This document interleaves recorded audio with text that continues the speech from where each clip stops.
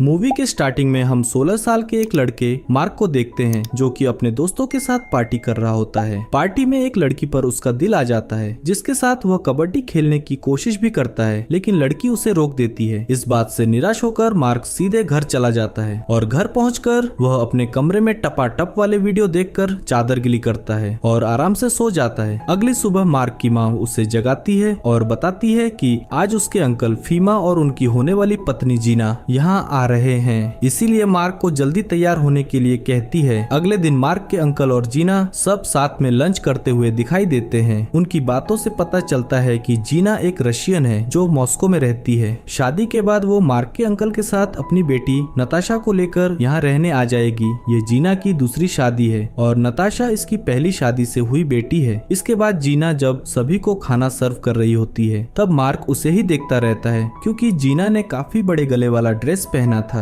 जिसमें से उसके तरबूज बाहर लटकने लगे थे। इसके कुछ देर बाद मार्क अपनी सिस्टर से मिलता है जहां उसकी सिस्टर उसे बताती है कैसे जीना की ड्रेस की वजह से सारे लोग उसे ही देख रहे थे। तभी इनकी माँ यहाँ आती है और वह इन लोगों से कहती है ये तो रशिया का फैशन है और हम लोगों को उसे उसके कपड़ों से जज नहीं करना चाहिए। इसके बाद नताशा को लाने के लिए उसकी माँ जीना उसके पास जाती है और जब वो लोग रसिया से लौटते हैं तब मार्क के फैमिली के सारे लोग उन्हें रिसीव करने के लिए एयरपोर्ट पर जाते हैं जहाँ मार्क पहली बार नताशा को देखता है जिसकी उम्र 14 साल थी। फिर कुछ दिनों के बाद मार्क के अंकल और जीना शादी कर लेते हैं। ये सारे लोग इस पार्टी में बहुत खुश थे, लेकिन इस पार्टी में नताशा बोर हो रही थी। तभी मार्क की माँ मार्क को कहती है कि नताशा हमारे बीच बोर हो रही है, इसलिए वो मार्क को उसे अपना घर दिखाने के लिए बोलती है। इसके बाद मार्क नताशा को अपना घर दिखाने के लिए ले जाता है, फिर वो उसे अपने कमरे में लेकर जाता है। नताशा मार्क से पूछती है तुम क्या करते हो? मार्क उससे बोलता है कि मैं पढ़ाई करता हूँ और खाली टाइम पर ज्यादातर अपने रूम पे लैपटॉप में मूवी देखता हूँ। फिर नताशा उससे कहती है क्या तुमने यहाँ किसी लड़की को लाकर उसके साथ गिल्ली डंडा नहीं खेला है? नताशा के मुंह से ऐसा सुनकर मार्क चौंक जाता है। वह नताशा से बोलता है तुम तो मेरी बहन हो और तुम ऐसी बातें कैसे कर सकती हो? नताशा उससे बोलती है मैं बहुत सारे आदमियों के साथ बहुत बार टांगे उठा चुकी हूँ और अगर तुम भी ऐसा चाहते हो तो मैं तुम्हारे साथ भी वैसा कर सकती हूँ। ये सुनकर मार्क उससे कहता है मेरे अंकल ने तुम्हारी माँ से शादी की है और इस वजह से हम लोग भाई बहन हुए और इस रिश्ते की वजह से मैं तुम्हारे साथ ऐसा नहीं कर सकता।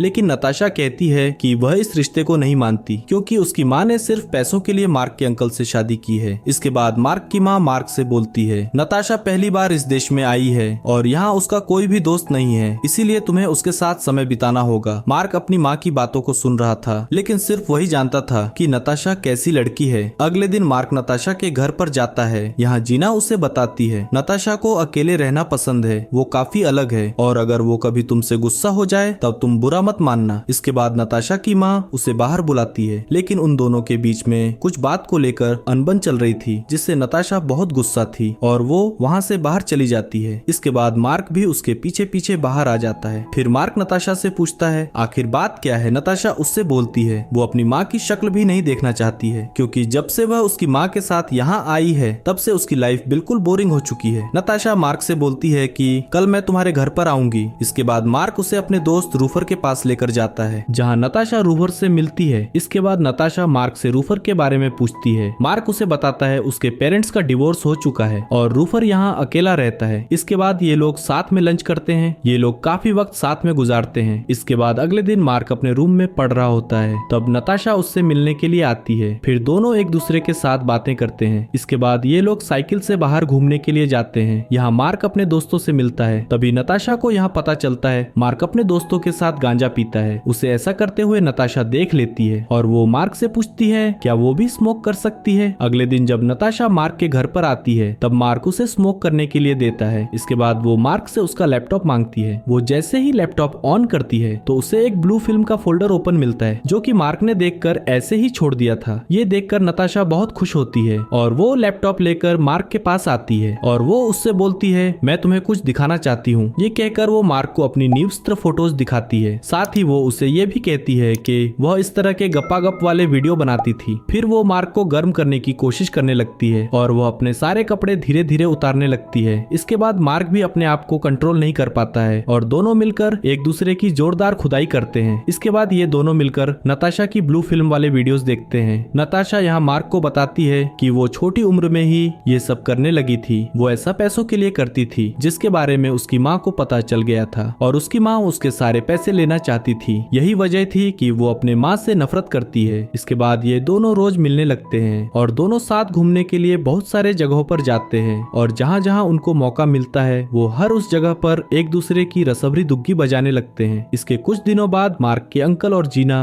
बाहर चले जाते हैं, इसीलिए नताशा मार्क के घर पर ही रुकती है। रात को ये दोनों चैटिंग करते हैं, फिर एक दूसरे को गुड नाइट कहकर सोने के लिए जाते हैं। लेकिन थोड़ी देर बाद नताशा मार्क के कमरे में आती है। वो कहती है उसे नींद नहीं आ रही है, इसलिए वो लोग बाहर घूमने के लिए जाते हैं। यहाँ नताशा मार्क को ये बताती है कि उसे यहाँ बहुत अच्छा लगता है और वो यहाँ सारी जिंदगी रहना चाहती है। मार्क उससे कहता है ये तुम्हारा ही घर है। फिर नताशा मार्क से कहती है मेरी माँ तुम्हारे अंकल को चीट कर रही है, अभी भी उनका किसी और के साथ अफेयर चल रहा है और मैंने ये बात तुम्हारे अंकल को बता दी है, लेकिन उन्होंने मेरी बात पर भरोसा नहीं किया और वो मुझे ही झूठा समझते हैं। कुछ दिनों बाद जीना और मार्क के अंकल वापस आते हैं और वो लोग नताशा को अपने साथ चलने के लिए कहते हैं, लेकिन नताशा उनके साथ जाना नहीं चाहती है। वो कहती है वो यहीं रहना चाहती है। तब उसकी माँ गुस्सा होती है और उससे बोलती है मुझे पता है तुम यहाँ क्यों रहना चाहती हो और मुझे ये सब पता है कि तुम मार्क के साथ क्या करती हो। इस बात पर नताशा बहुत गुस्सा हो जाती है और वह जीना पर हमला कर देती है। मार्क के पिता उन्हें ऐसा करने से रोकते हैं। इसके बाद नताशा की माँ उसे जबरदस्ती अपने साथ ले जाती है। अगले दिन मार्क नताशा के घर पर जाता है। यहाँ आकर वो जीना से माफी मांगता है, पर जीना उससे बोलती है इसमें तुम्हारी कोई गलती नहीं है और यहाँ नताशा की बुराई करते हुए कहती है वह एक बहुत बिगड़ी हुई लड़की है, उसके कई बड़े बड़े मर्दों के साथ अफेयर रह चुके हैं, लेकिन तुम तो अभी बच्चे हो। ये कहकर वो मार्क को यहाँ से जाने के लिए बोलती है। जीना यहाँ मार्क को नताशा से मिलने नहीं देती है। उसी रात नताशा अपना सारा सामान लेकर मार्क के घर पर जाती है, जहाँ वो मार्क को बताती है कि वो हमेशा के लिए फ्लोरिडा जा रही है। वो उससे पूछती है क्या वो भी उसके साथ चलेगा और ये कहते हुए वो उसे बताती है मेरी माँ और तुम्हारे अंकल का डिवोर्स हो चुका है और ये सब मेरी वजह से ही हुआ है, क्योंकि मैं तुम्हारे अंकल के साथ सोई थी ताकि उन दोनों का रिश्ता खराब हो जाए, क्योंकि मैं ऐसा नहीं चाहती थी कि मेरी माँ तुम्हारे अंकल की जिंदगी बर्बाद कर दे।